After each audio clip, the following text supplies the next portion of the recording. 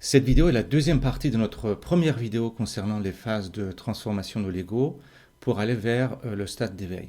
Alors, dans la première partie, on a détaillé un modèle développé par une psychologue qui s'appelle Suzanne Cook-Greuter. Vous avez un lien en bas de cette vidéo pour télécharger son travail. C'est un PDF de 90 pages à peu près en anglais qui vous explique les choses, bien sûr, beaucoup mieux que moi sur cette vidéo. Mais bon, si l'anglais n'est pas votre fort ou si vous souhaitez écouter un commentaire oral plutôt que de vous taper 90 pages, alors cette vidéo, bien sûr, peut vous être utile. Alors, c'est quoi l'intérêt de ce modèle? Eh bien, ce modèle formalise l'évolution de l'ego humain avec des mots beaucoup plus précis que la littérature New Age, qui utilise des mots bateaux et des concepts un peu fourre-tout, qui veulent pas dire grand-chose. C'est donc un travail, disons, pas 100% scientifique, mais tout de même assez objectif et sérieux, pour qu'on passe du temps dessus. Et surtout, Suzanne Cook-Greuter arrive à mettre des mots sur des états mentaux que vous avez peut-être vécu ou êtes en train de vivre.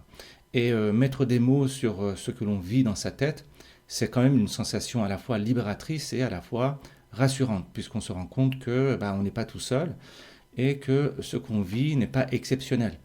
Et mieux encore, même, on se rend compte qu'on est dans un schéma ou un processus, ce qui nous donne une carte pour naviguer sur cette route spirituelle qui est quand même difficile. Donc, en gros, pour vous donner une image, en gros, le chemin spirituel, ça ressemble, disons, au GR20 en Corse. Vous voyez, prenez le GR20, mais sans les panneaux, sans les refuges, sous la pluie et dans le brouillard. Alors, vous voyez, croiser un panneau de temps en temps ou croiser des gens sur ce sentier-là, ça rassure pas mal. Alors, pour rappel, ce modèle dit quoi? Ce modèle dit qu'il y a 4 grandes phases de transformation de l'ego et 9 étapes réparties sur ces 4 grandes phases. Les 4 phases sont les phases préconventionnelles, conventionnelles, post-conventionnelles et ce qu'on appelle transcendantes. Si je caricature ces 4 phases, en gros, la phase préconventionnelle on est dans la survie solitaire. La phase conventionnelle, on est dans la survie sociale. La phase post-conventionnelle, on est dans la vie qui effleure petit à petit comme ça. Et la phase transcendante, la dernière phase, on est dans la vie tout court. Voilà. Donc en gros, on passe de la survie à la vie. On passe de l'individu qui se lève le matin en se demandant oui, qu'est-ce que je peux gratter aujourd'hui, qu'est-ce que je vais devenir aujourd'hui, à un individu qui se lève le matin, qui se demande voilà, qu'est-ce que je peux apporter aujourd'hui aux autres et à moi-même. Voilà. Dans la première vidéo, on a traité les 2 premières phases qui contenaient des états mentaux appelés opportunistes, diplomates, experts et autoréalisateurs. C'était les 2 phases en fait préconventionnelles et conventionnelles. Et dans cette deuxième partie, on va balayer tout le reste, c'est-à-dire les phases post-conventionnelles et transcendantes qui contiennent 4 états mentaux, ce que Cook-Greuter appelle les états individualistes ou pluralistes, ensuite stratégistes, stratèges, ensuite magicien et enfin unitaire ou unitif. Alors je ne sais pas comment trop traduire ces termes-là, mais voilà. Dans les phases préconventionnelles et conventionnelles, ce qu'on a traité dans la première vidéo, l'individu se voit de plus en plus comme une entité autonome et séparée du monde. C'est-à-dire qu'on se voit de plus en plus comme un sujet indépendant qui voit le monde de plus en plus comme un objet indépendant. En gros, dans l'état final de la phase conventionnelle qui s'appelle auto-réalisateur, achiever en anglais, l'individu se voit comme un sujet totalement séparé du monde qui est vu comme un objet. Eh bien ça, c'est la métaphysique qui se cache derrière le point de vue scientifique du monde. L'objectivation des choses est ce qu'on appelle justement l'esprit scientifique. Et c'est cet esprit scientifique qui me permet à moi aujourd'hui de faire une vidéo avec un logiciel et un micro, de l'uploader sur une plateforme qui gère des centaines de millions de vidéos visionnées par des centaines de millions de gens en même temps partout dans le monde, vous voyez. Donc l'esprit scientifique doit être reconnu pour sa grandeur et pour son efficacité à gérer le monde des objets. À partir du moment où on voit le monde comme une collection d'objets, je ne sais pas, des arbres, des voitures, des humains, des animaux, des atomes, ce que vous voulez, à partir du moment où on voit le monde comme une collection d'objets, la science permet de maîtriser et de combiner ces objets pour notre survie et pour notre confort. Le problème, c'est quoi? Le problème, c'est qu'une fois qu'on a maîtrisé plus ou moins le monde extérieur, on se rend compte qu'on maîtrise très peu son monde intérieur, ce qui se passe en soi. Et certaines personnes, à la fin de la phase conventionnelle, qui s'appelle le stade autoréalisateur ou achiever en anglais, qui correspond à un esprit rationnel, scientifique, posé, objectif, Eh bien, certaines personnes veulent se comprendre mieux, c'est-à-dire ils veulent comprendre c'est quoi ce moi qui se cache dans leur tête. Et c'est à cette occasion que l'individu passe à la phase post-conventionnelle. Alors, la transition de la phase conventionnelle à la phase post-conventionnelle signifie un passage à un processus de déconstruction croissante du moi. C'est-à-dire, plus on avance dans la phase post-conventionnelle, plus on réintègre le moi et le monde. On réintègre le sujet et l'objet. La première moitié de la trajectoire, c'est-à-dire de l'enracinement symbiotique tout en bas à l'indépendance de l'achiever en haut, hein, l'autoréalisateur, cette première moitié de la trajectoire favorise une séparation de l'individu vers une identité adulte, autonome, avec des limites claires. On va vers un moi capable de prendre des décisions raisonnées, de reporter les plaisirs immédiats, de poursuivre des objectifs, etc. Et ce stade achiever, c'est le dernier stade, vous voyez, de la première partie. Ce stade autonome est souvent considéré dans le monde moderne comme le stade d'adulte pleinement développé. Alors que la seconde moitié de la trajectoire, du pluraliste à ce qu'on appelle l'unitif, qui est l'état mystique, quoi, en gros, représente une déconstruction progressive des frontières qui ont été artificiellement créées autour du moi. On va vers une identification toujours plus profonde avec tout ce qui existe. Alors pour l'instant, tout ça, ça fait un peu, encore une fois, ça fait un peu bateau, New Age, tout ça, mais vous allez voir, ça va devenir très concret. Au premier niveau post-conventionnel, les adultes se rendent compte que la signification des choses dépend de la position de chacun à l'égard des choses. Voilà. C'est-à-dire que c'est la perspective personnelle qui compte pour définir une chose. Bien que les objets eux-mêmes sont considérés comme permanents, mais leur signification est perçue comme dépendante d'un contexte, d'un observateur. Donc j'attaque la première partie, le premier stade de cette phase post-conventionnelle qui s'appelle individualiste ou pluraliste. Individualiste, pluraliste, c'est la même chose. Ce sont deux mots qui caractérisent ce stade-là. À ce stade, individualiste ou pluraliste, les gens se rendent maintenant compte que les choses ne sont pas nécessairement ce qu'elles semblaient être à des stades d'avant. Parce que l'interprétation de la réalité dépend toujours de la position de l'observateur. Mais le problème ici, c'est qu'on se rend compte qu'en tant qu'observateur, on influence inévitablement ce qu'on observe. Du coup, le jugement objectif devient presque impossible. Et ça, c'est le principal problème à ce stade. On ne sait plus ce qui est vrai, ce qui est faux. On est complètement azimuté, on est dans un état un peu d'ébahissement, quoi. Une fois que nous tenons également compte de la validité des opinions, des points de vue des autres, on ne peut plus ignorer la diversité des personnes et de leurs croyances. Le côté positif, c'est que tous les individus, du coup, leur point de vue semble également valable et digne d'être pris en considération. Cette perspective permet aux individus de se tenir en dehors du système dans lequel ils ont grandi. Et ça leur permet d'observer à la fois eux-mêmes et à la fois leur environnement culturel. Ce qui fait que les individus à ce stade, ils n'arrêtent pas de dire que tout est relatif. Ça, c'est ce que, si vous voulez comprendre s'il y a des gens à ce stade-là, écoutez bien, si vous entendez carrément, s'ils disent tout est relatif, ou alors si à travers la conversation vous vous rendez compte qu'ils sont en train de relativiser tout, c'est que les gens ils sont là. Le problème, c'est que la réalité n'est pas relative. Et il y a tout de même une vérité absolue vers laquelle on tend, surtout au dernier stade de l'évolution que vous allez voir à la fin de cette vidéo. On parlera de ça plus tard. Je vais vous raconter une anecdote. Une fois, j'ai entendu un débat entre un philosophe et un physicien. Le physicien il disait, en gros, d'après Einstein, tout est relatif. Donc, il n'y a pas de métaphysique possible. C'est-à-dire qu'il n'y a rien d'absolu. Et le philosophe a satellisé le physicien en 20 secondes, à montre en main, et il a dit deux choses. Il a dit, premièrement, sur le plan physique, la théorie de la relativité est tout sauf relative parce qu'elle est basée sur la vitesse de la lumière en tant qu'absolue. Donc il y a déjà un absolu. Deuxièmement, c'est que sur le plan métaphysique, si j'affirme que tout est relatif, du coup, mon affirmation elle-même devient relative, ce qui est absurde, c'est QFT. Voilà, donc ça, c'était pour vous dire un petit peu le problème qui se pose à ce stade-là où tout devient relatif.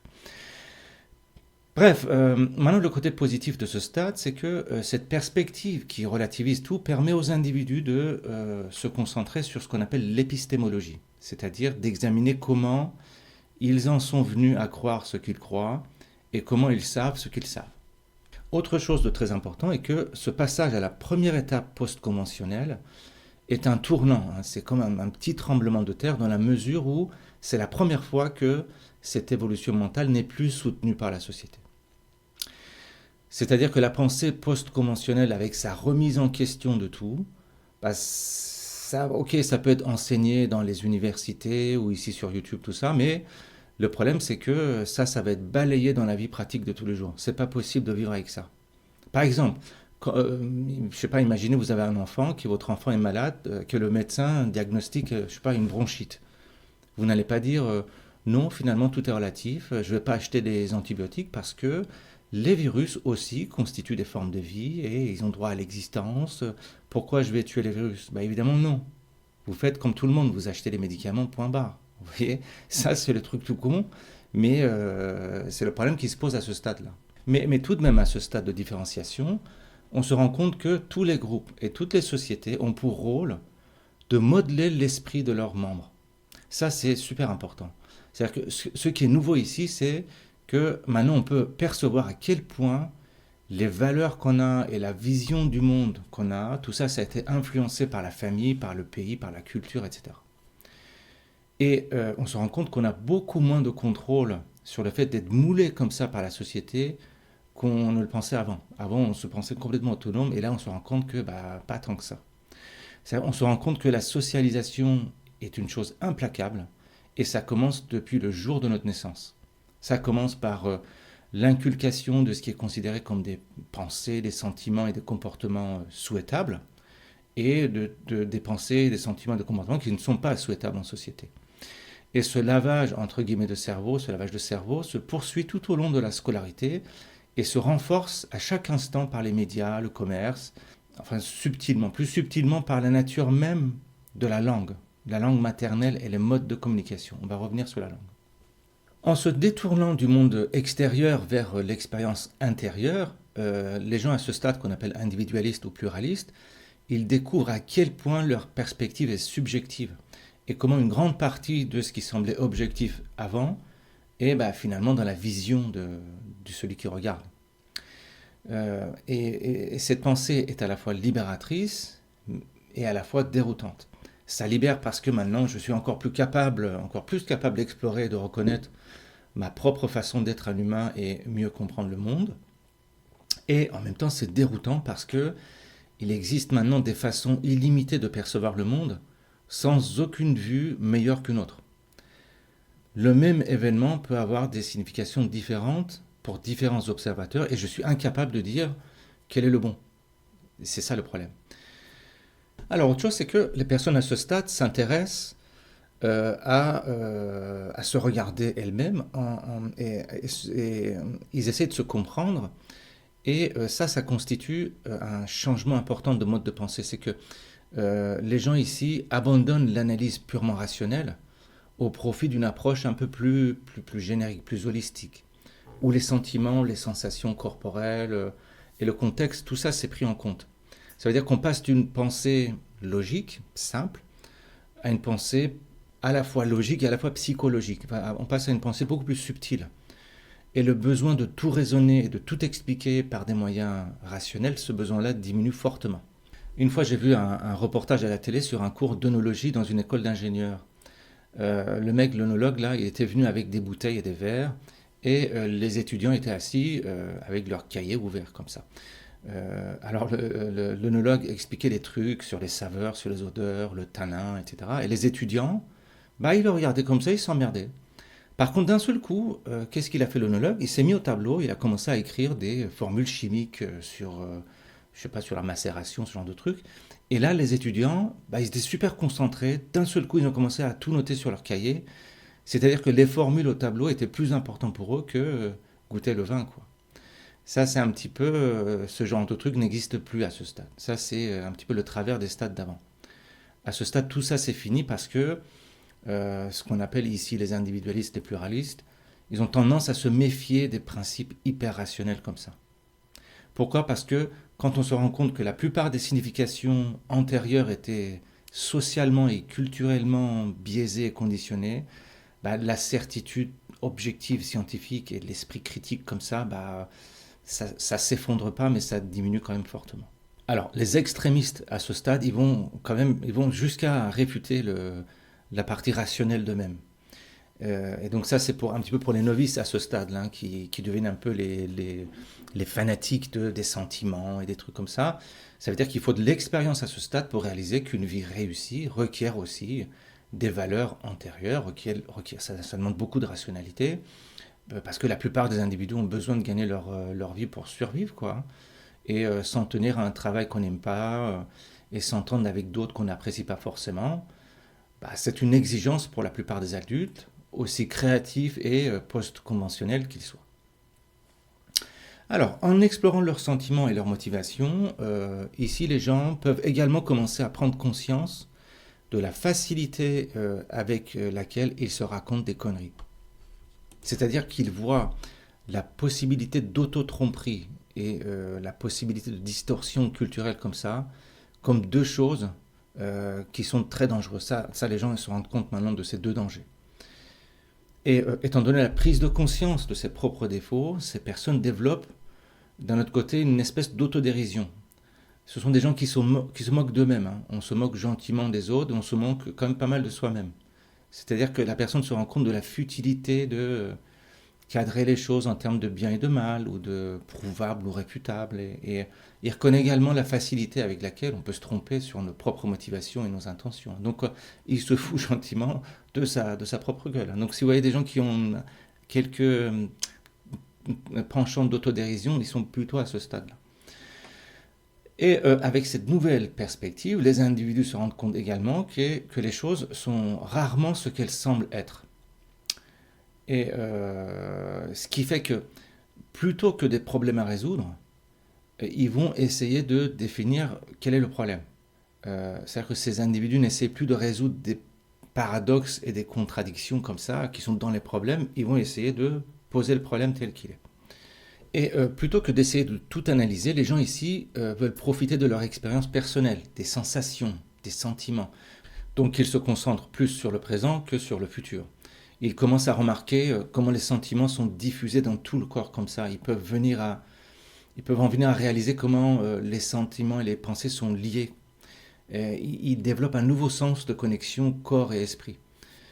Et ils observent comment eux-mêmes et les autres changent et se comportent différemment dans différents contextes. Les gens ici expriment souvent de l'espoir, de l'enthousiasme, et les autres personnes autour d'eux les trouvent très inspirants. En même temps, ils peuvent être si idéalistes et si inspirants, si amoureux de leur découverte, tout ça, qu'ils peuvent ignorer les difficultés ou les inconvénients de la vraie vie. Dans ce cas-là, bah, les autres peuvent les trouver trop irréalistes, hein, vraiment too much, quoi. Les individualistes sont souvent soucieux d'apporter leur contribution sans être approuvés ou valorisés socialement. D'ailleurs, vous voyez, le terme individualiste à ce stade-là, je ne trouve pas que c'est un bon terme parce que c'est contraire de ce qu'on vient de dire. Là, on veut juste apporter quelque chose aux autres sans être forcément approuvé ou valorisé. Voilà.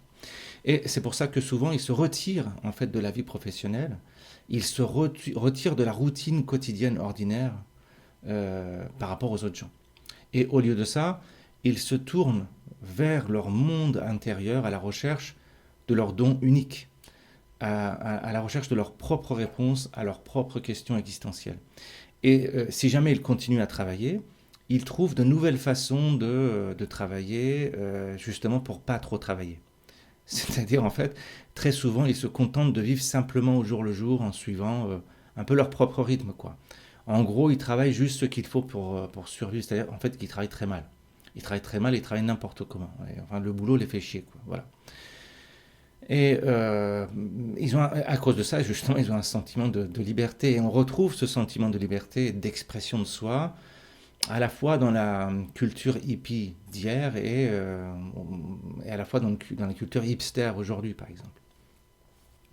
Alors, contrairement aux experts, ces gens-là apprécient que les autres ils aient leur propre manière de faire et d'être. Ils reconnaissent que différentes personnes ont des besoins et des préférences différents.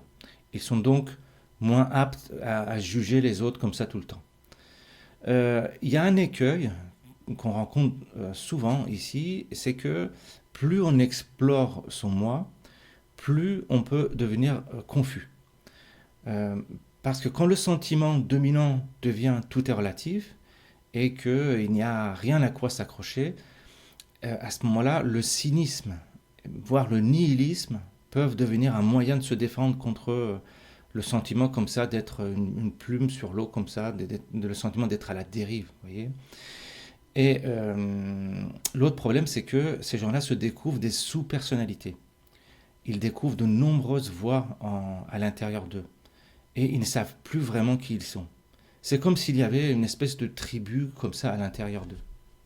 C'est pour ça que ces gens-là, ils ont du mal à avoir une identité de soi cohérente. Il y a une lutte permanente en eux. Différentes voix se disputent leur attention à l'intérieur d'eux-mêmes. Ils ne savent plus, ils savent plus comment se comporter, comment réagir d'une manière ferme et assumée comme ça. Et ça, c'est une grande source d'angoisse. C'est l'angoisse de ne pas arriver à intégrer les différentes parties de soi-même. Ils ont peur d'avoir plusieurs personnalités, à la fois rationnelles, à la fois dans les nuages. Ils se sentent confus, divisés, ambivalents comme ça. Et au lieu de vivre une harmonie intérieure, la vie à ce stade devient un peu une cacophonie. Ce qui fait que ces gens peuvent développer une dépression avec plusieurs facettes. Donc ça n'arrive pas tout le temps, mais ils peuvent tomber dans une espèce de dépression avec plusieurs facettes. Parce que d'abord, ils peuvent développer une dépression liée à la peur d'être réabsorbés, aspirés de nouveau dans la course, le rat, vous voyez, le rat race en anglais, vous voyez, le rat qui tourne dans sa cage comme ça. Et cet état-là représente pour ces gens-là l'état d'esprit conventionnel d'avant et les exigences de la société. Ces gens-là ne veulent absolument pas être réaspirés là-dedans. Ensuite, l'autre facette, une deuxième facette de dépression qu'ils peuvent développer, c'est la crainte d'une vie routinière, d'un travail débile qui ne permet pas l'expression individuelle et la créativité. Alors vous me direz, tous les gens, ils ont besoin, enfin ils ont peur d'un travail débile, mais à ce stade-là, ça devient vraiment existentiel. On ne peut plus faire un travail débile. Par exemple, on ne peut pas juste travailler pour bouffer, alors que plein de gens sont capables de faire un boulot un peu chiant, plus ou moins chiant, juste pour bouffer. Là, c'est vraiment plus possible. C'est pas possible. Autre facette de dépression qui peuvent développer ces gens-là, c'est le souci de ne jamais trouver une identité claire et affirmée pour pouvoir vivre d'une manière cohérente. Là, ça peut être assez difficile à gérer parce qu'on ne sait plus vraiment qui on est. Et enfin, la dernière facette d'une éventualité de dépression chez ces gens-là, c'est une peur qui est la peur la plus terrible, qui est l'expérience réelle vécue et inquiétante de la distance qui sépare maintenant l'individu qui est arrivé à ce stade avec les gens les plus proches de lui. C'est-à-dire qu'à ce stade-là, la vie intime, par exemple, la vie en couple, peut devenir un cauchemar. Pourquoi ? Parce que l'individu arrivé à ce stade regarde le monde avec des yeux différents de ceux de son conjoint ou de ses amis de longue date. Et cette espèce de dislocation comme ça crée une grande détresse, et pour la personne qui est à ce stade, et pour ses proches. C'est-à-dire que le partenaire de vie ou les amis de ces gens-là ne savent plus comment se comporter avec cette personne-là, avec des gens qui arrivent à ce stade. Ceux qui arrivent à la phase post-conventionnelle se sentent incompris, mal appréciés. Alors qu'est-ce qu'ils font ? Ils essayent d'expliquer leur point de vue sur le monde, enfin leur nouveau point de vue sur le monde, pour convertir un petit peu, évangéliser leurs proches. Mais bien sûr, ça ne marche pas. Et donc cette situation peut amener l'individu à se sentir vraiment laissé pour compte, incompris, voire parfois pris pour un con. Et en ce sens-là, le passage à la phase post-conventionnelle peut faire exploser un couple, ou ça peut faire exploser une amitié autrefois solide. Voilà en gros ce qu'il y a à dire pour le stade individualiste pluraliste, c'est le premier stade post-conventionnel. Passons maintenant au stade suivant, qui est appelé le stade de stratège, ou le stade autonome. Alors à ce nouveau stade, la perspective du stade d'avant s'élargit encore plus, vous voyez.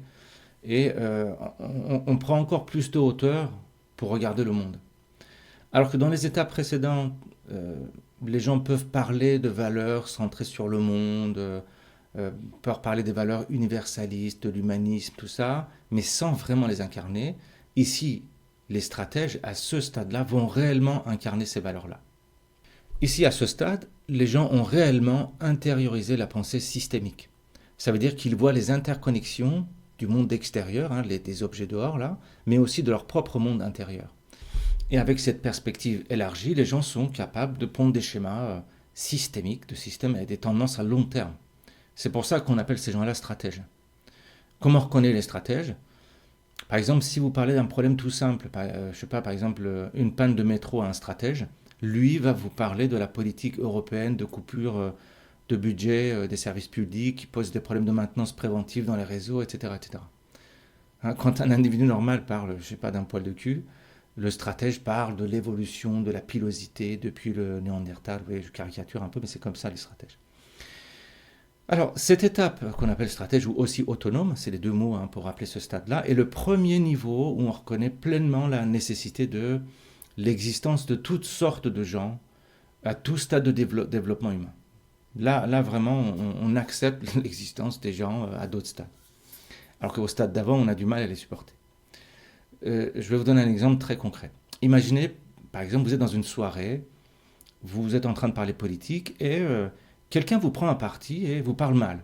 Ou alors contredit violemment ce que vous êtes en train de dire. Pire que ça, il vous prend pour un con. Regardez votre propre réaction. Si vous réagissez à votre tour, vous balancez des contre-arguments, ou alors vous vous énervez, ou alors vous coupez court à la conversation et que dans votre tête vous insultez la personne, vous n'êtes pas au stade stratège, vous n'êtes pas à ce stade.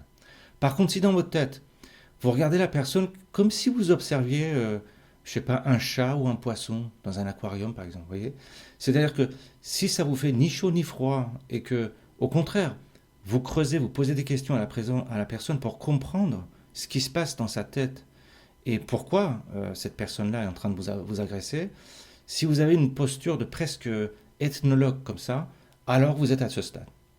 De la même manière, les individus à ce stade, c'est-à-dire les stratèges comme on dit, ils peuvent remarquer ces aspects conflictuels qu'on peut observer dehors avec les autres, ils peuvent remarquer ces aspects conflictuels à l'intérieur d'eux-mêmes. C'est-à-dire qu'ils sont aussi capables d'avoir un regard d'ethnologue ou d'éthologue sur eux-mêmes. En gros, ils vivent leur propre vie et la vie sociale comme s'ils faisaient un reportage animalier. Vous voyez, c'est très très puissant.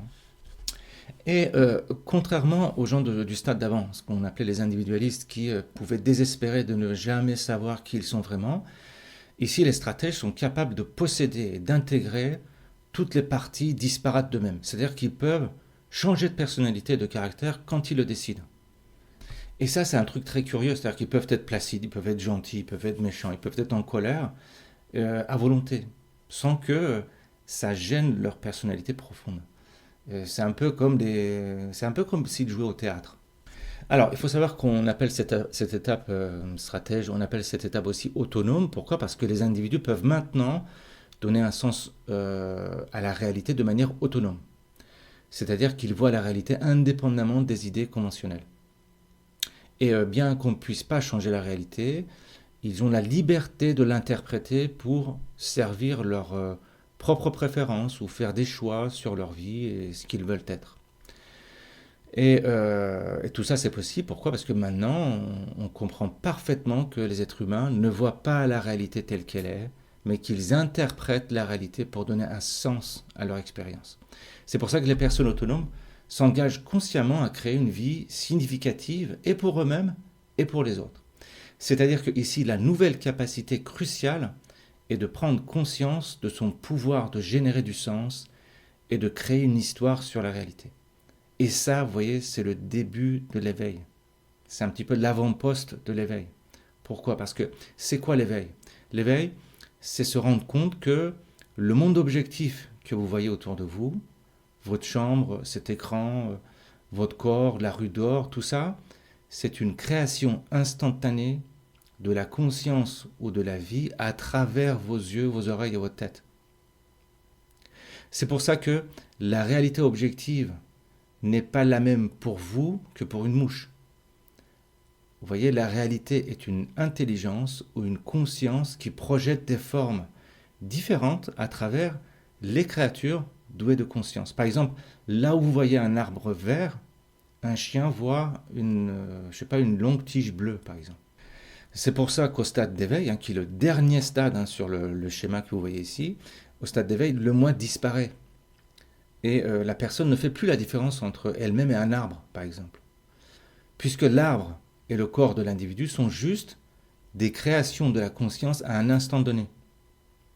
Même si l'individu voit un arbre à travers ses yeux, il sait que c'est la conscience en lui qui est en train de visualiser à la fois l'arbre et à la fois les yeux qui sont fixés sur l'arbre.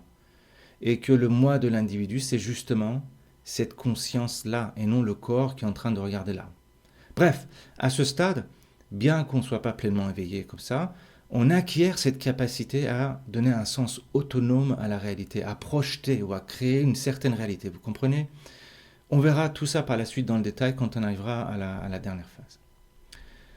Alors, qu'est-ce qu'on peut dire d'autre sur ce stade ? C'est d'un point de vue social. Tiens, d'un point de vue social, ces gens-là sont des gens qui ont des principes universels, comme le droit de tous les êtres humains à être traités avec justice et compassion.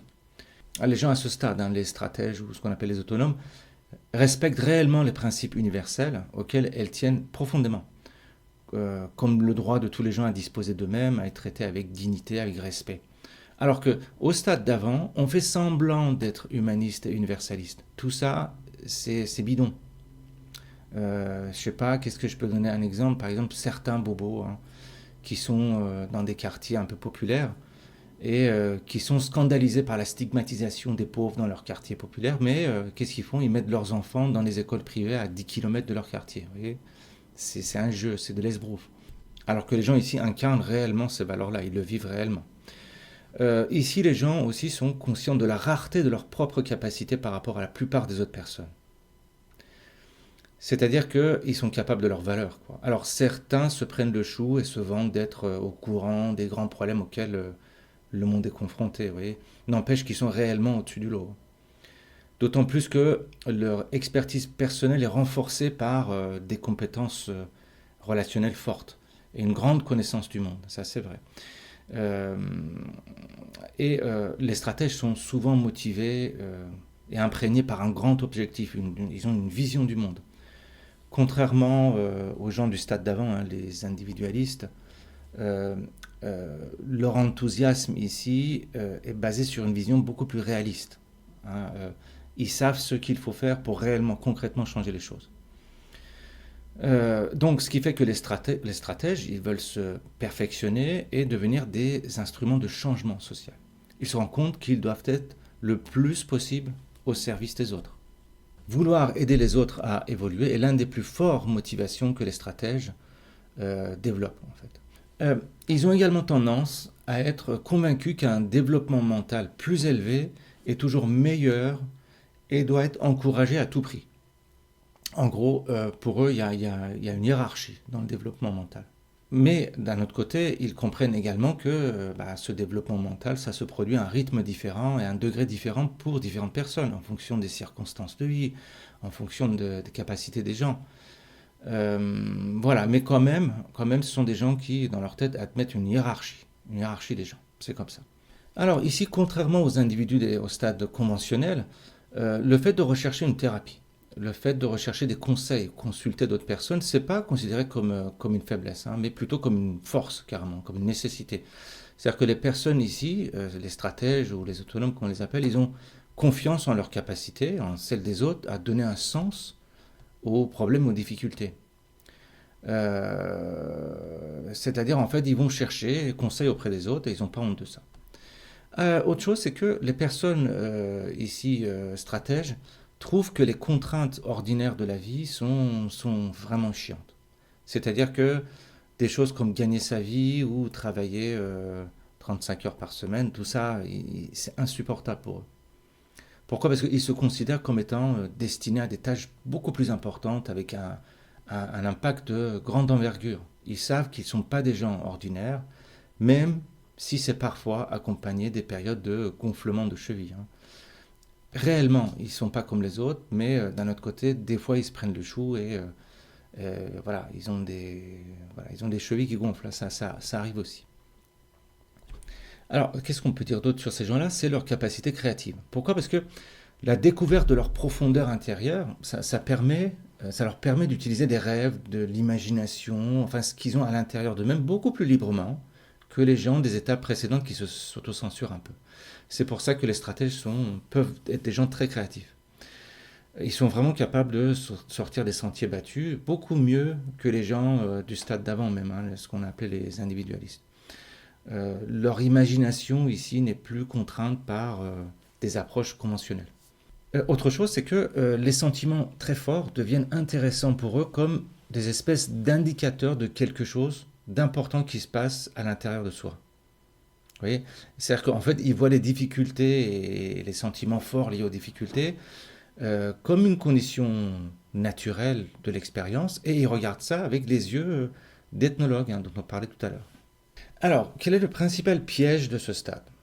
Le principal piège de ce stade, c'est que quand ces gens-là cherchent à se perfectionner, ils le font très sérieusement, bon, ce qui est bien, c'est-à-dire qu'ils peuvent passer des années à pratiquer régulièrement la méditation, à lire des livres, à assister à des retraites, des conférences, à faire des recherches, etc. Le problème, c'est que ils ne se rendent pas compte que leurs efforts continus comme ça, sont en contradiction avec le principe de l'acceptation de ce qui est.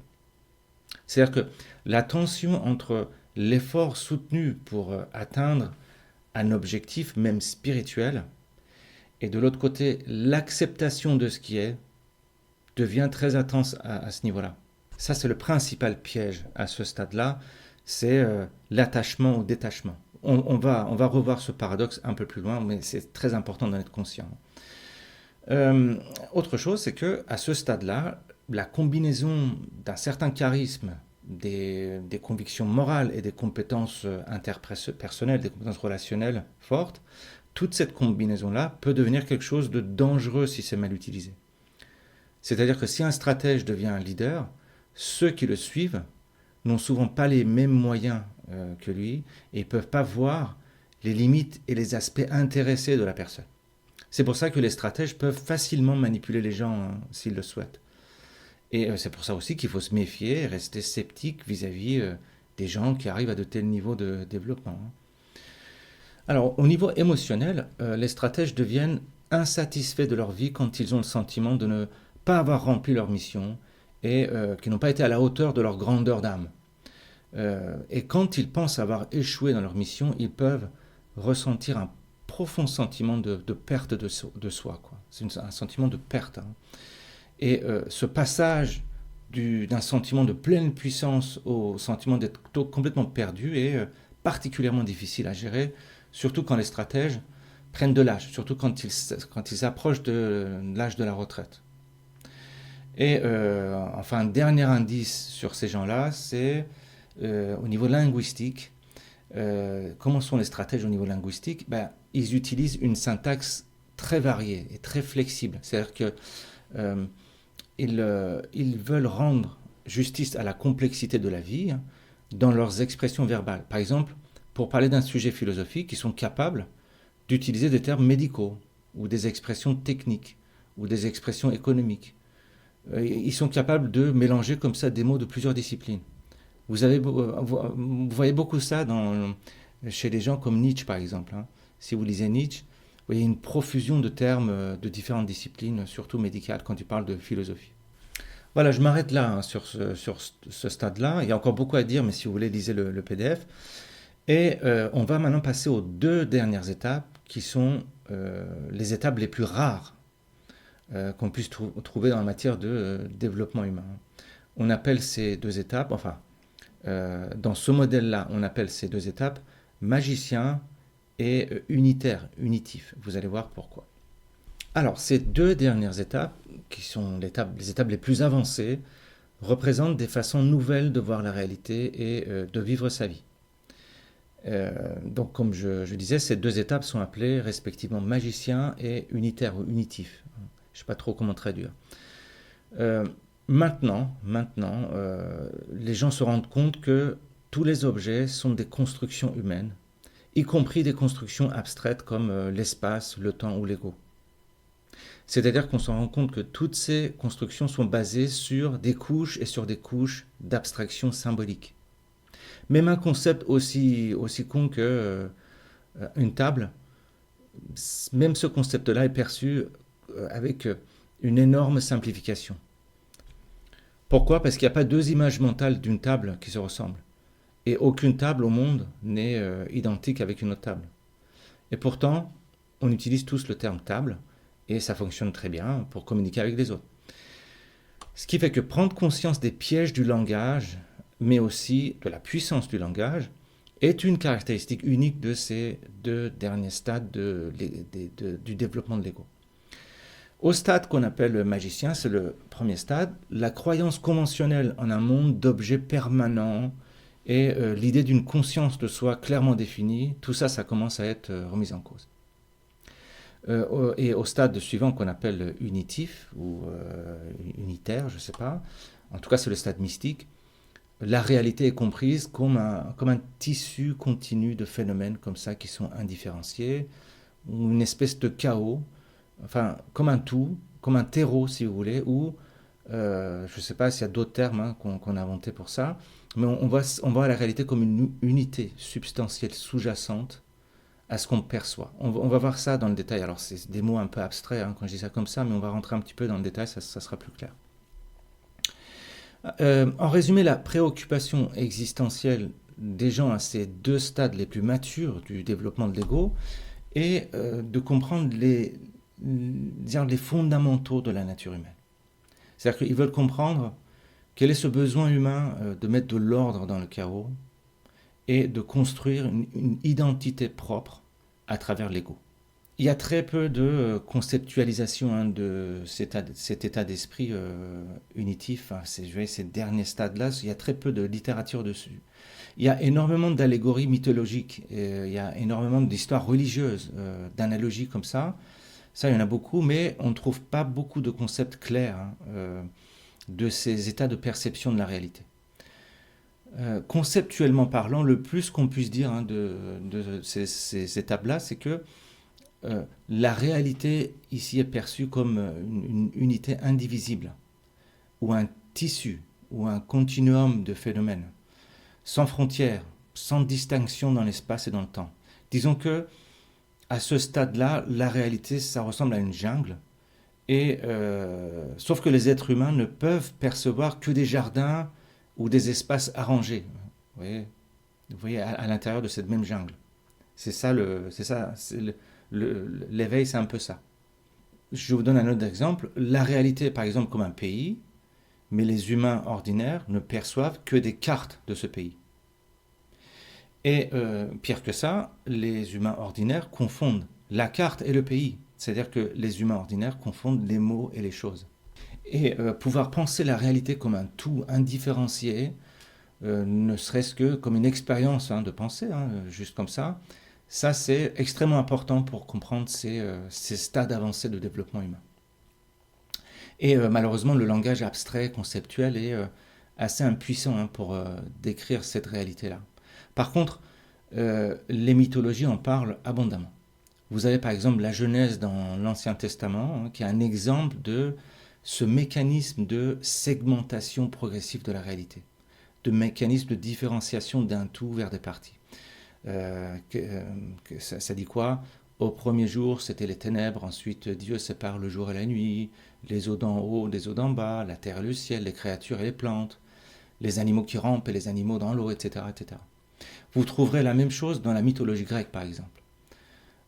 La cosmogonie grecque, on appelle ça cosmogonie, la cosmogonie grecque, en gros, c'est l'équivalent de la Genèse de la Bible. Chez les Grecs, par exemple, au commencement, dans la nuit de temps, c'est-à-dire que avant le temps, au commencement était l'obscurité. C'est-à-dire que la chose primordiale au-dessus du temps, la chose à l'origine du temps, est l'obscurité, c'est-à-dire rien. Et déjà, ce concept de rien, on n'arrive pas à le comprendre. Le terme qui l'explique le mieux, c'est le terme anglais nothing. Nothing. Rien, ça ne veut pas dire le vide absolu, mais c'est nothing. Il n'y a pas de chose. Et Dans la mythologie grecque, on lit ensuite que cette obscurité, hein, ce rien, enfante le chaos. Le rien engendre le chaos. Ça veut dire quoi, chaos? Chaos, ça ne veut pas dire le bordel, hein, comme on le croit. Chaos, ça veut dire la faille. Ça veut dire une béance. Une chose dans laquelle on tombe. Où il n'y a pas d'assise, il n'y a pas de forme, il n'y a pas de chose. Et c'est de ce chaos, de cette faille, que va naître Gaïa, c'est-à-dire la terre, c'est-à-dire la chose ferme, avec des formes, la chose qui donne une assise, qui permet d'arrêter des formes et des images et des choses. Donc, l'invisible sans forme génère le visible et la forme. Ça veut dire que l'intelligence ou la conscience précède la matière. Nous avons une vidéo sur Zeus, et si cette cosmogonie grecque, hein, vous intéresse, jetez un coup d'œil, le lien est en bas de cette vidéo, vous allez comprendre un peu mieux de quoi je suis en train de parler. Enfin bref, ces histoires sur la création, vous voyez, sont que des exemples de la façon dont de nouvelles segmentations et différenciations de la réalité sont faites par les humains. C'est-à-dire, c'est en nommant les distinctions que nous faisons qu'on finit par créer le monde complexe des choses, le monde des idées, le monde des événements. Et comprendre ce processus-là, ça permet aux gens de dépasser leur tendance à voir la réalité comme un ensemble de choses. C'est-à-dire que voir la réalité objective comme des objets et leur moi comme un objet aussi. Et de cette façon, ce qui se passe, c'est qu'on se sent beaucoup plus vivant, puisqu'on voit les choses comme un témoin, totalement détaché. On n'a plus à défendre quoi que ce soit. On se sent chez soi dans un état de lâcher prise et complètement ouvert à expérimenter tout ce qui entre en conscience. On est complètement prêt à vivre tout ce qui se présente. Bon, enfin, pas tout, il ne faut pas déconner non plus. Hein. Un camion qui passe, on s'arrête au feu rouge. Hein. On ne devient pas complètement azimuté à ces stades-là non plus. Hein. Je ne sais pas, même à ce stade, une tête de con qui vous emmerde, vous gérez quand même, vous gérez gentiment. Et on ne se laisse pas emmerder non plus. Mais on vit dans un état de... je ne sais pas comment vous dire, enfin, pardonnez-moi l'expression, on s'en bat les couilles de tout, mais on reste quand même très actif. Hein, on est à la fois désengagé, à la fois engagé. C'est ce genre de paradoxe que les individus peuvent maintenant gérer, arriver à ce stade-là. Alors, je vais détailler un petit peu l'étape qui s'appelle magicien ou en anglais construct aware ou ego aware. Alors, je ne sais pas comment traduire ça en français, conscient de la construction ou conscient de l'ego, voilà, quelque chose comme ça. Appelons ça magicien. C'est appelé magicien, on va appeler ça magicien. Et à ce stade-là, le magicien, il remet en question tout ce qui semblait être vrai avant. Voilà, donc ça c'est radical. C'est-à-dire qu'il y a une incertitude omniprésente à cette étape. Et la souffrance qui peut accompagner ce sentiment d'incertitude c'est décrit parfois comme la nuit noire de l'âme dans certains textes. Dans la littérature existentialiste en France, on appelle ça, je crois, sans issue, un truc comme ça. Je ne sais pas si c'est le bon terme, mais ça existe, cet état-là, si vous lisez Sartre et tout ça. Pourquoi? Parce que, en fait, à ce stade-là, on commence à déconstruire la réalité perçue. À peine on commence à voir la réalité comme des choses, dès qu'on commence à voir son ego comme un moi permanent, à peine qu'on commence à voir ça, on déconstruit tout de suite ce genre d'identification. C'est une étape où on devient conscient de la nature construite de la réalité de l'ego. On devient conscient que le sens est construit, inventé, généré plutôt qu'inhérent aux choses, quoi. Ici, certains essayent de créer des super théories de la réalité. Ils tentent d'intégrer toutes les autres théories dont ils sont conscients dans une théorie de tout, de plus en plus complexe et complète, mais généralement ils échouent. D'autres personnes ici commencent à s'interroger sur la structure de leur pensée. C'est-à-dire qu'ils se demandent comment une complexité cognitive toujours plus grande peut servir notre vie quotidienne de tous les jours. En gros, c'est le travail que vous êtes en train d'écouter là, c'est ça. On commence à s'interroger sur la structure de la pensée. C'est ça aussi que les anciens appelaient la gnose. C'est ça la gnose. Autre chose, c'est qu'on commence aussi à réaliser l'absurdité ou les limites de la création de sens dans le domaine discursif, dans le domaine logique. C'est-à-dire qu'on prend conscience de la futilité de décrire la réalité par des concepts toujours plus complexes Et justement, cette prise de conscience, bah, ça fait souffrir un peu parce qu'on se dit, merde, comment je vais faire? Parce que j'ai aucun autre moyen de dépasser ma rationalité. C'est ça le problème. Et là, on ressent le besoin d'un autre outil pour comprendre le monde. Certains, par exemple, essayent des psychotropes. Ils partent dans les délires du style DMT, etc. D'autres personnes, bah, ils essayent des méditations hardcore du type Vipassana et compagnie. On passe vraiment à des choses balèzes. Alors les individus normaux prennent donc ces gens-là un peu pour des tarés. Mais à ce stade, bah, on voit l'absurdité d'essayer de comprendre la réalité uniquement par des moyens de représentation, c'est-à-dire avec la pensée. Et tant qu'on opère dans le domaine rationnel, avec le langage, bah, il n'y a pas d'échappatoire. C'est-à-dire qu'avoir un ego qui essaye sans cesse de créer des significations, bah, c'est maintenant ressenti comme une contrainte. Donc que font ces gens-là? Bah, ils essayent de se détacher de leur ego. Mais le problème est que on tombe ici dans le piège dont je vous ai parlé avant, dans le piège qui s'est ouvert au stade d'avant, c'est-à-dire vouloir absolument se détacher de son ego devient un nouvel attachement. L'attachement au détachement. C'est ça qui va créer une situation complètement paradoxale et qui va exacerber l'attachement. Plus on essaye d'aller au-delà de l'ego, plus on fait des efforts, plus on reste bloqué. À ce stade-là, il est courant de se sentir bloqué dans une sorte de marécage. Vous voyez, plus on bouge, plus on s'enfonce. C'est extrêmement chiant à vivre. C'est vraiment désespérant. On devient carrément un névrosé de la spiritualité. On devient un spirituel névrosé, complètement englué dans son chemin spirituel. On devient aigri, on devient un casse-couille, on devient chiant. Et c'est vraiment, vraiment, vraiment pas simple. C'est vraiment un dilemme existentiel violent. D'un côté, vous ne pouvez plus descendre en bas et vivre une vie normale comme tout le monde. Et de l'autre côté, vous ne pouvez pas vous libérer de ce qui vous attache à une vie normale comme tout le monde. Mais rassurez-vous, on s'en sort quand même au bout de quelques temps, mais c'est un peu difficile, il faut être conscient déjà qu'on est en train de vivre ça. Déjà, quand on en est conscient, ça va beaucoup mieux, mais au bout de quelques temps, on se sort de ce paradoxe.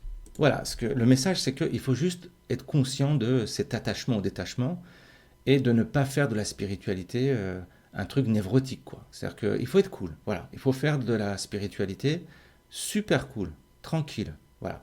Ça marche, tant mieux. Ça marche pas, c'est pas grave. On est au moins en train d'essayer. Faire des efforts sans récompense, parce que ça vaut mieux que de ne rien branler. Vous voyez? Donc il faut être tout à fait cool, arriver à ce stade-là. Il ne faut pas forcer les choses. Si on force, ça ne passe pas, ça casse.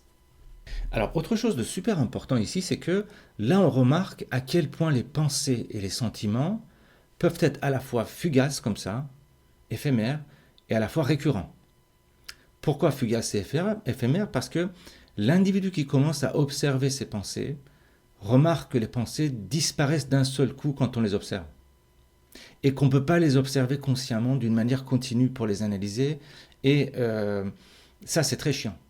D'un autre côté, on se rend compte de la récurrence des pensées parce que dès que l'attention passe ailleurs, les mêmes pensées ou d'autres pensées qui sont reliées reviennent d'un seul coup. Et à ce stade, on peut maintenant observer comment les pensées suivent des schémas comme ça, enracinés, qui ne se prêtent pas à, disons, un effort conscient pour les surmonter. On n'arrive pas à les surmonter comme ça. Inutile de dire que tout ça, c'est quand même assez déconcertant et déroutant. C'est comme si la terre se dérobe sous les pieds. Maintenant, il n'y a vraiment pas d'endroit pour se tenir comme ça, debout. Et il faut apprendre à vivre dans le paradoxe, comme quoi on a besoin de créer du sens, et comme quoi c'est futile de créer du sens. Plus important encore, la pratique plus régulière de se replier sur soi et d'observer ses propres pensées, ses propres processus mentaux, ça conduit parfois à l'expérience spontanée d'un mode d'être direct. Et dans ce mode, le connaissant et le connu fusionnent. C'est-à-dire que le sujet et l'objet fusionnent. Ce qui fait que le sens du moi disparaît d'un seul coup. Par contre, ces états-là sont transitoires ici. C'est au stade d'après que ça peut devenir permanent. C'est ça l'éveil. Ces états, par contre, ici sont des pics. Et ça vient, ça s'en va, Ça peut durer 3 secondes, 1 seconde. Ouais, c'est des éclairs comme ça. Par contre, si c'est des pics qui durent un peu, ça peut être vécu soit comme une grande béatitude, soit comme un gros traumatisme. Ça dépend des gens. C'est-à-dire que le démantèlement du moi peut être parfois très très mal vécu, comme par exemple dans des états altérés de conscience, par d'autres moyens comme la drogue ou la méditation hardcore. Disons que ça peut être soit extatique, ou ça peut être un bad trip, quoi. Voilà. Mais alors, ce qu'il y a, c'est qu'à ce stade-là, ces états-là, de toute façon, ne sont pas stables, ils sont très très furtifs.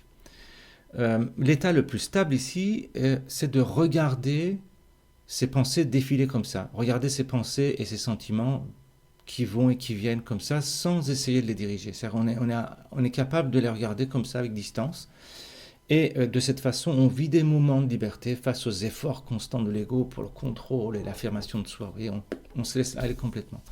Mais attention, dès qu'on commence à évaluer ou à juger ces sentiments ou ces pensées, cette magie est rompue.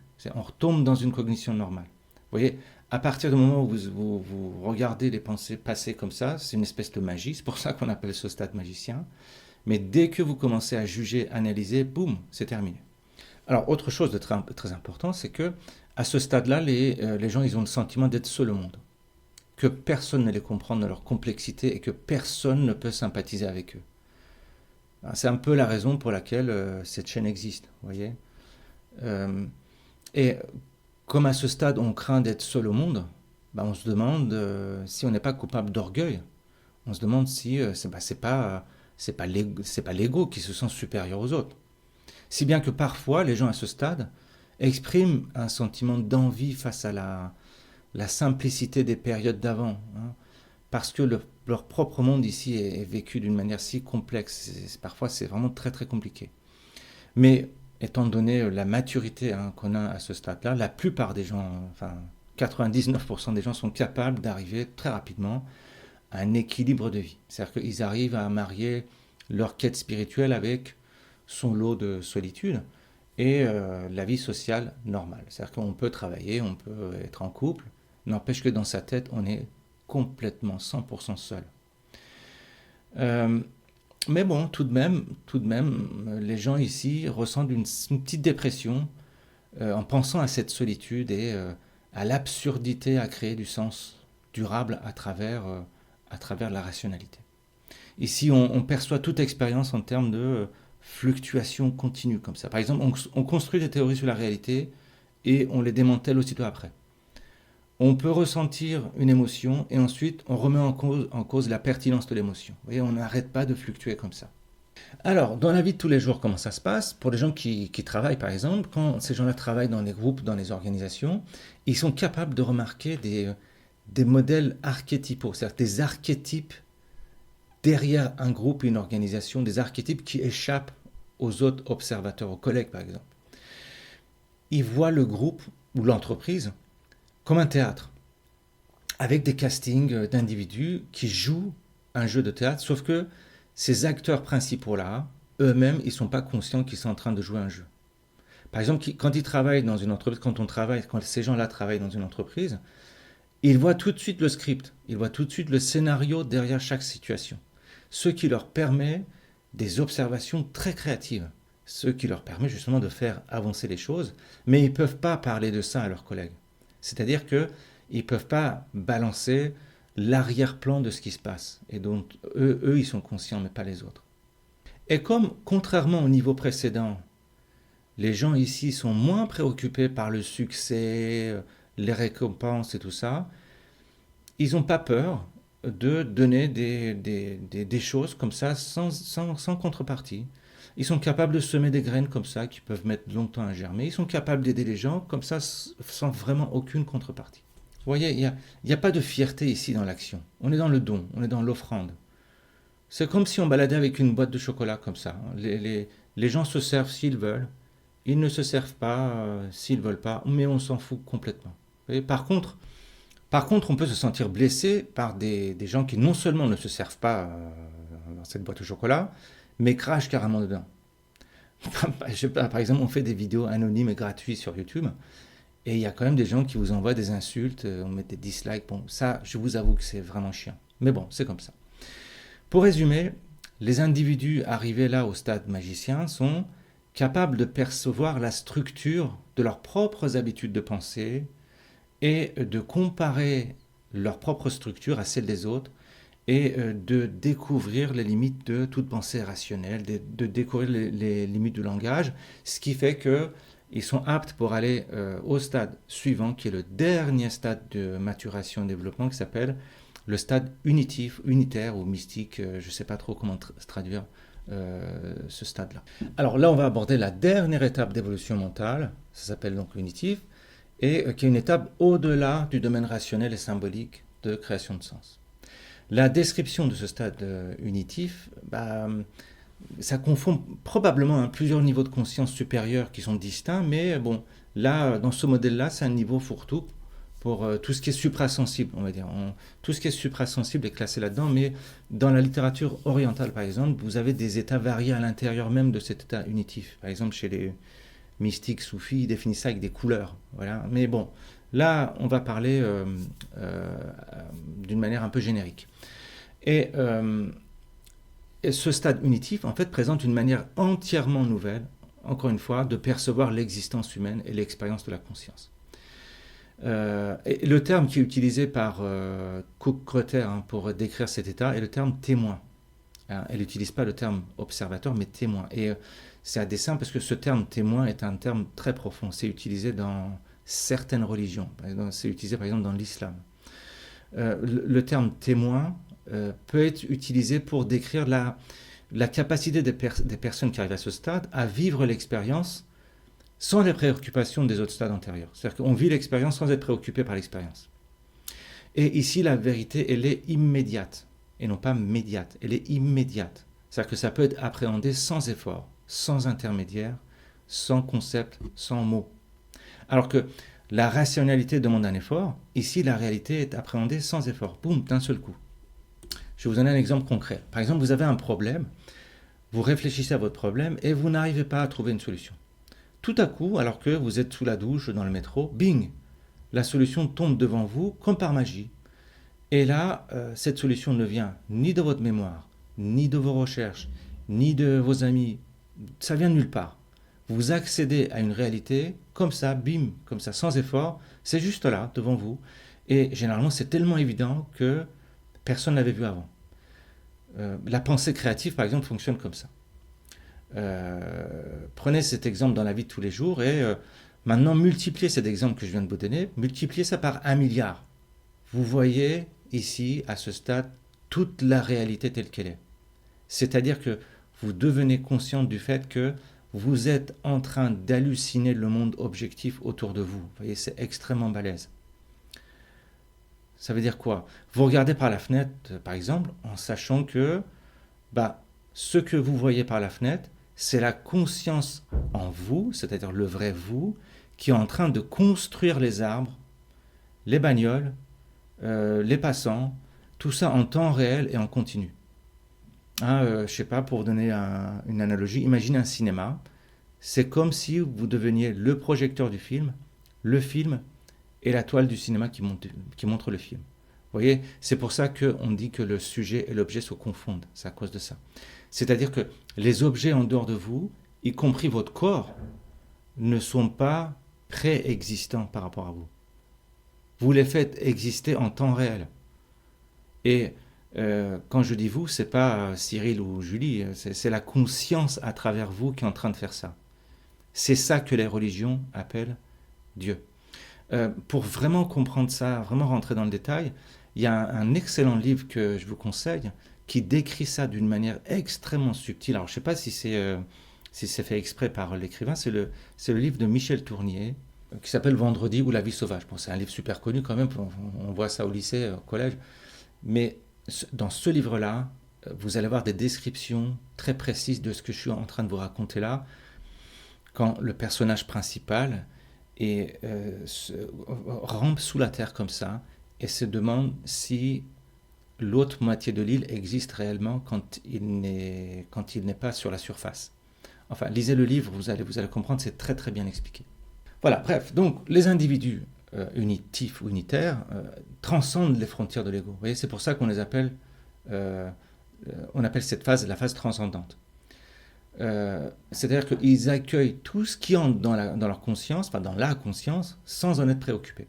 Les individus à ce niveau sont en mesure de regarder tous les gens avec compassion du coup. Pourquoi? Parce que tous les gens ne sont que des projections du film projeté par la même conscience.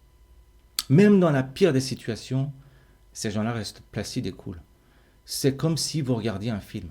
Des fois vous aimez les comédies, des fois vous aimez les tragédies, et même des fois vous aimez regarder les films d'horreur, c'est pareil. Ces gens-là comprennent le besoin de l'ego d'assurer un sentiment de permanence, tout en reconnaissant que ce sentiment-là, il est illusoire. Vous voyez, la façon précédente de voir la réalité uniquement du point de vue du soi et à travers le langage est maintenant complètement transformée. Ce nouveau paradigme représente une perspective, même pas universelle, cosmique. On appelle ça vraiment cosmique. C'est-à-dire que là, on a un sentiment de fusion avec le cosmos entier. Alors, personnellement, je ne suis pas à ce stade, je ne sais pas ce que ça veut dire, mais contrairement aux expériences de l'état d'avant, qui donnent des aperçus d'expériences mystiques comme ça, l'étape d'avant qui était magicien, il y avait des aperçus. Là, ici, ces expériences-là sont régulièrement disponibles. C'est comme dans le frigo, on ouvre la porte du frigo, l'individu se sert de ces expériences-là. Soit il fonctionne avec son ego, soit il fonctionne avec son super-ego, si vous voulez. Voilà, tout ça, c'est disponible. C'est-à-dire qu'à ce niveau-là, les gens peuvent adopter plusieurs points de vue et changer de focus comme ça, sans effort, parmi les nombreux états de conscience dont ils disposent. Ils se sentent complètement ancrés dans la nature. C'est-à-dire que la naissance, la mort, la joie, la douleur, tout ça, c'est considéré comme des événements naturels, des changements comme ça dans le flux du temps. Et ici, la conscience rationnelle n'est plus perçue comme une entrave, contrairement à avant. Mais c'est simplement un outil, un phénomène, un moyen qui vient au premier plan si on en a besoin et qu'on peut ranger à l'arrière-plan si on n'en a pas besoin. Voilà. Les gens ici respectent l'essence des autres et ils n'ont pas besoin qu'ils soient différents d'eux-mêmes. Alors, à ce stade, quelle que soit l'ampleur de ce qu'on peut faire, parce que ce sont des gens qui peuvent vraiment faire de très grandes choses, ils sont conscients qu'il ne s'agit là que d'une goutte d'eau. Ce qui fait que les gens normaux, les autres gens sont souvent frappés par l'humilité et la grâce qu'ils éprouvent en présence d'individus qui sont au stade unitif. Et ces individus-là sont en plus très très terre à terre. C'est-à-dire qu'ils peuvent expliquer simplement des choses très complexes. Regardez, sur YouTube, il y a un mec qui s'appelle Sadhguru. Alors on apprécie, on n'apprécie pas, c'est vrai, c'est pas vrai, il joue ou vraiment il est à ce stade-là, j'en sais rien, mais regardez quelques vidéos de ce mec-là, il est capable d'expliquer des trucs très très compliqués, mais d'une manière super simple. Vous voyez, c'est vraiment, on les reconnaît comme ça un peu, ces gens-là. Mais d'un autre côté, les gens normaux peuvent considérer que ces individus unitifs, c'est un peu en dehors du monde, c'est-à-dire qu'ils sont un peu détachés, trop détachés. Mais ce que les gens ordinaires ne se rendent pas compte, c'est que ces gens unitaires, unitifs, agissent par le simple fait d'être ce qu'ils sont. C'est aussi con que ça. C'est-à-dire que en étant ce qu'ils sont sans excuse, comme ça, ils remettent en question les points de vue des autres et démontrent une manière d'être qui est différente des idées conventionnelles. Autrement dit, ils ne sont pas dans la philo, quoi. Ils sont dans le vécu concret. Et ce sont des gens qui se sentent profondément en sécurité, même s'ils vivent sans argent. Contrairement à toutes les autres étapes, les individus arrivés à ce stade unitaire, ils ont des relations intenses avec tout type de personnes, quel que soit leur niveau de développement, leur âge, leur sexe, quel que soit même avec des animaux, ils avoir des relations très intenses, vous voyez, parce qu'ils voient la dignité dans toutes les manifestations de la vie. Et à cause de ça, quand on est proche de ces gens-là, de ces individus unitaires, on se sent digne, on se sent entier en leur présence. Alors pour eux, les conflits font simplement partie de l'être. Les conflits n'ont pas besoin d'être résolus ou niés, mais uniquement observés. Et ils ne sont plus animés par le désir d'être d'une manière ou d'une autre, d'atteindre un état ou un autre. Au lieu de ça, ils peuvent abandonner un truc qui leur paraît inaccessible. Ils laissent tomber, voilà. Et ils se laissent aller dans leur expérience de l'être. Voilà. Ils ne s'accrochent pas à des trucs. Par contre, ils sont très très concernés par la justice, par l'équité, par l'équilibre pas la justice sociale, et sans créer de tension autour de tout ça, hein. Mais ils sont quand même très concernés par ça. Et plutôt que d'être passif, cette position impersonnelle et non attachée, bah, ça leur permet quand même une action plus efficace quand ils passent à l'action. Pourquoi? Parce que le non-attachement au résultat permet une action plus intelligente. À un niveau beaucoup plus bas, hein, il y a un métier autour de ça qui s'appelle le métier de conseil. Un consultant peut vous donner des conseils intelligents parce qu'il est détaché des résultats. Il s'en fout si ça marche pas, c'est votre problème. C'est pour ça qu'il est capable de vous donner des conseils. Vous voyez, bon, c'est un niveau beaucoup plus bas. Ici, on est à un niveau beaucoup plus élevé. Et à ce stade-là, la réalité est maintenant vécue comme un tissu indifférencié de phénomènes. C'est-à-dire que chaque mot, chaque pensée, chaque objet, chaque sentiment, chaque sensation, tout ça, c'est vu comme une construction humaine. Ces personnes-là ressentent une profonde tolérance, enfin une compassion et même une affiliation carrément avec toutes les manifestations de la vie. C'est-à-dire que même un ver de terre, pour eux, est en quelque sorte aussi proche de la vérité que le penseur le plus sophistiqué. Pour eux, c'est pareil. Autre chose, c'est que pour eux, seul le présent est vécu comme réel. Donc, vous voyez, ces adultes à cet état unitif ont le sens d'une identité unique avec le tout. Alors, évidemment, même pour moi, hein, c'est un peu de la science-fiction, mais c'est comme ça. Mais bon, c'est vrai que c'est très difficile à imaginer ce genre de truc, hein. Qu'est-ce que ça veut dire avoir une identité avec le cosmos, d'être partie du tout ça? Très honnêtement, j'en sais rien. mais c'est comme ça que ça marche. Et ces gens-là se soucient également du dilemme fondamental de la condition humaine, c'est-à-dire que ils assument que il faut créer du sens pour survivre, mais que cette création de sens est une illusion. Voilà. Autre chose, c'est que ce sont des gens à 100% positifs, c'est-à-dire qu'il n'y a pas de négativité dans leur manière d'être. Et non seulement il n'y a pas de négativité dans leur manière d'être, ils se sentent carrément comme des tierces personnes. C'est-à-dire que à travers eux, ils savent qu'il y a quelque chose d'autre qui est en train de parler. Je vais vous donner un exemple, une imagerie, hein, une image soufie. Hein. Les soufis, par exemple, parlent de ces gens-là, ils donnent une image de perroquet quand ils parlent de ces gens-là. Perroquet. Pourquoi? Parce que un perroquet a toutes les couleurs, c'est-à-dire un perroquet vit dans la joie, vous voyez. Les couleurs, ça représente la joie. Un perroquet aime les choses sucrées, c'est-à-dire que ce sont des gens très positifs. Et un perroquet répète tout ce que dit son maître. Il est capable de répéter tout ce que dit son maître. Ça veut dire que l'individu éveillé est pareil. En fait, ils savent que c'est la conscience qui parle à travers eux, mais c'est pas eux. Voilà. Enfin, pour résumer, voilà, ce qui se passe, c'est qu'à ce stade-là, d'un point de vue cognitif, l'intelligence, c'est-à-dire que la conscience, se décolle de la mémoire. C'est-à-dire que la mémoire et l'intelligence se décollent. L'intelligence se décolle de la mémoire. La mémoire, c'est ce que les hindous appellent le karma, c'est ça, c'est la mémoire. Et la mémoire, ça ne veut pas dire se rappeler des trucs d'il y a 2 jours, c'est toute la mémoire du corps, c'est toute la mémoire que vous avez dans vos gènes. Mais ce qui se passe, c'est qu'au stade de l'éveil, l'intelligence, qu'on appelle la conscience, se décolle de ça et devient consciente d'elle-même. De la même manière, vous voyez, l'intelligence se décolle aussi de ce qu'on appelle les désirs. Parce que c'est quoi les désirs? C'est la projection vers le futur, c'est ça le désir. C'est-à-dire que, en gros, l'intelligence se décolle du temps, de la mémoire et du futur. Donc, une grande partie de la souffrance est atténuée quand l'esprit ou l'intelligence est découplée de la mémoire, c'est-à-dire de ce qui était, et également découplée des désirs, c'est-à-dire de ce qui devrait être dans le futur. Et ça veut dire que tout ça s'est remplacé par une attention consciente à ce qui est. C'est pour ça que on appelle cet état-là ici et maintenant.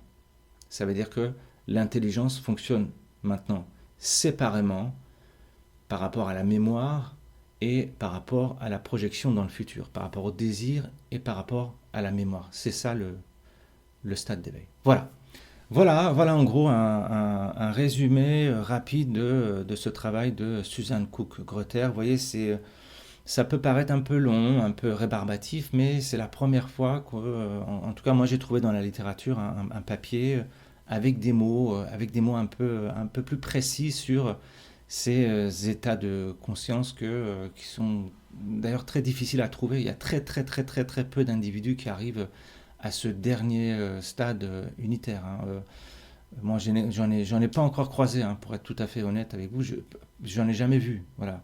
Mais c'est à travers mes recherches et à travers le travail que j'ai entrepris depuis maintenant une trentaine d'années que voilà, mes recherches m'amènent à déduire ce genre de trucs. Mais personnellement, je ne l'ai pas vécu et je ne connais pas des gens à ce stade-là. C'est très rare. Et c'est pour ça que je ne sais pas comment Suzanne Cook-Greuter est arrivée à formaliser tout ça. Est-ce qu'elle-même est arrivée à ce stade? Est-ce qu'elle avait des gens comme ça sous la main? J'en sais rien. Mais bon, voilà. Alors, donc, est-ce que c'est vrai? Est-ce que c'est faux? Je n'en sais rien. Mais en tout cas, d'après toute la littérature, tout le travail que j'ai fait dans les religions, dans les mythologies et dans les livres de philosophie, bon, tout ça, ça concorde. C'est-à-dire qu'on arrive quand même à ce type de description. Voilà, donc cette vidéo est maintenant terminée. J'espère que ça vous a plu. J'espère que ça vous a donné quand même quelques perspectives un peu différentes et une manière un peu plus formelle de voir ce travail spirituel. Et prenez soin de vous. Je vous dis au revoir et je vous dis à une prochaine fois pour une prochaine vidéo.